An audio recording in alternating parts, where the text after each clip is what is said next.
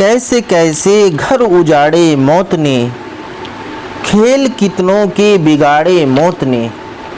ایک دن مرنا ہے آخر موت ہے، کر لے جو کرنا ہے آخر موت ہے۔ اللہ نے صاف لفظوں میں پکارا، کل نفس ذائقۃ الموت، کہ اے لوگو ہر نفس کو موت کا مزہ چکھنا ہے، ہر انسان کو مرنا ہے۔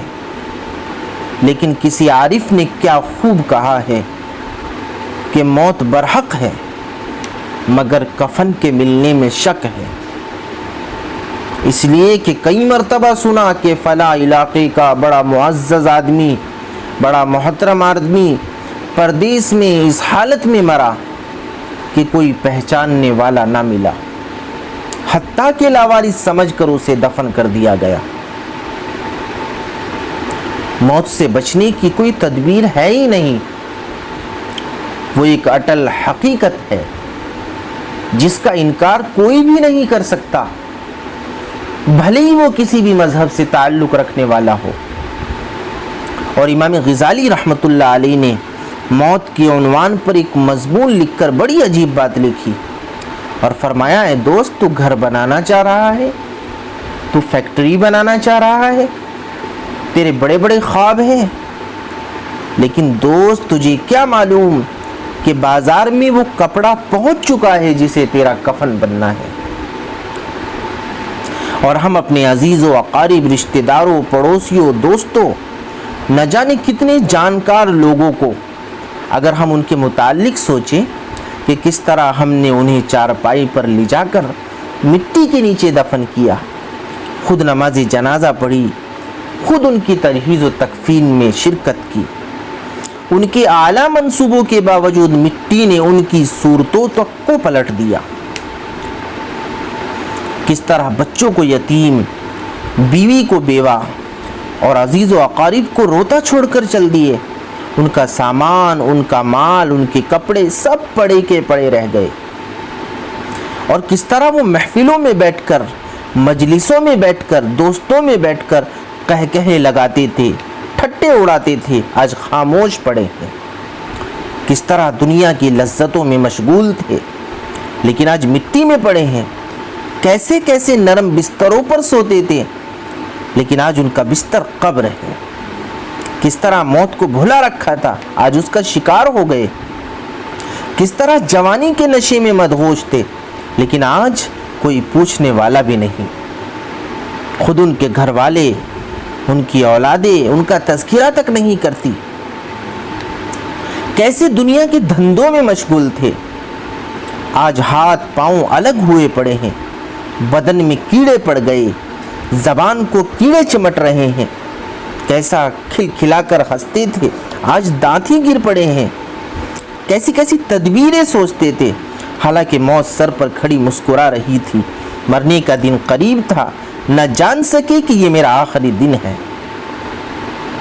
اے عزیز، شکستہ قبروں پر رو اور دیکھ کہ کیسے کیسے حسینوں کو مٹی اپنے اندر سما گئی اور کیسے کیسے خوبصورت چہروں کو مٹی نے بگاڑ کر رکھ دیا۔ کسی شاعر نے کیا خوب کہا کہ موت سے کس کو رستگاری ہے، آج وہ کل ہماری باری ہے۔ تو جو لوگ چلے گئے وہ ہمارے لیے عبرتوں کا سامان چھوڑ کر چلے گئے، وہ ہمیں فکر اور احساس کی ایک کرن دے کر چلے گئے کہ ہم اس کی تیاری کریں، ہم اس کی فکر کریں اور ہم اس کے لیے اپنے آپ کو تیار رکھیں۔ جس طرح انسان پل پہ گھر نہیں بنایا کرتا، اسی طرح عقل مند انسان دنیا سے دل نہیں لگایا کرتا۔ ہماری حالت یہ ہے کہ یا اللہ ہم تیرے مگر مرنے کو ہم دور بھاگنا چاہتے ہیں، ہم مرنے کو تیار ہی نہیں، ہمیں خوف و ہراست اپنے گھیرے میں لیے ہوئے ہیں۔ اگر ہم نے موت کی تیاری کی ہوتی، اگر ہم نے موت کے لیے فکر کی ہوتی تو ہماری یہ حالت نہ ہوتی، ہمیں موت سے وحشت نہ ہوتی۔ ایک شخص نے کسی بزرگ کی خدمت میں حاضر ہو کر عرض کیا، کہ حضرت مجھے موت سے بہت ڈر لگتا ہے، میں بہت ڈرتا ہوں، کوئی تذکرہ بھی کرے یا کہیں سے سن بھی لوں تو وحشت ہوتی ہے، مجھے اس کا علاج بتائیں۔ سنیے گا ناظرین، اس بزرگ نے فرمایا کہ نیکی کرو، اچھے اعمال کرو، اپنا مال اللہ کی راہ میں خرچ کرو۔ کافی عرصے اس نصیحت پر عمل کرنے کے بعد جب وہ شخص دوبارہ ان بزرگ کی خدمت میں پہنچا تو انہوں نے پوچھا بتاؤ کیا حال ہے؟ کہنے لگا حضرت اب تو مرنے کو جی چاہتا ہے، موت سے وحشت ختم ہو گئی۔ تو بزرگ فرمانے لگے کہ دیکھو، انسان کا دل وہاں لگتا ہے جہاں اس کا سرمایہ ہو، جہاں اس کا مال ہو، خزانہ ہو، اس کی قیمتی چیزیں رکھی ہوئی ہوں۔ پہلے تمہارا سب کچھ دنیا میں تھا، لہٰذا موت سے تم کو وحشت تھی، ڈر تھا، خوف تھا۔ اب تمہارا دل مرنے سے نہیں گھبراتا، اس لیے کہ تم نے اپنا مال آخرت کے لیے جمع کر لیا۔ ایسے ہی ایک شخص نے فضیل بن عیاض سے عرض کیا کہ حضرت مجھے نصیحت فرمائیں۔ آپ نے پوچھا کیا تیرا والد فوت ہو گیا ہے؟ اس نے کہا ہاں۔ آپ نے فرمایا کہ جو شخص والد کی وفات کے بعد بھی واعظ کا محتاج ہو، نصیحت کا محتاج ہو، تو اس کو کوئی نصیحت کارگر نہیں ہو سکتی، اس کے لیے کوئی نصیحت کارگر ہو ہی نہیں سکتی کہ جس کے لیے اتنی بڑی عبرت اس کا باپ چھوڑ کر چلا گیا ہو۔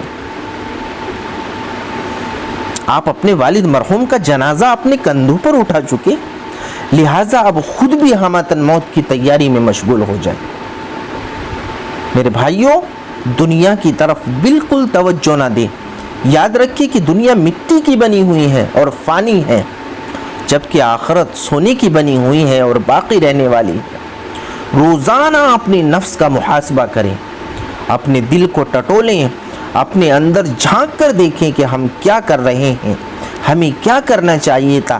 حاسبوا قبل ان تحاسبوا، مرنے سے پہلے اپنا اچھی طریقے سے حساب لے لیں، اپنی زندگی کے لیے فکر مند ہو جائیں کہ ہم کیا کر رہے ہیں، ہمیں کیا کرنا چاہیے تھا۔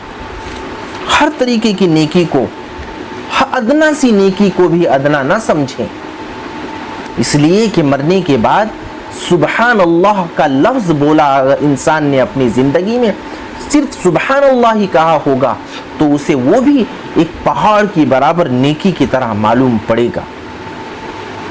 اگر نیکی کرنے میں تکلیف بھی محسوس ہو تو عزیزو نیکی کر لو، کیونکہ تکلیف جاتی رہے گی، نیکی باقی رہے گی۔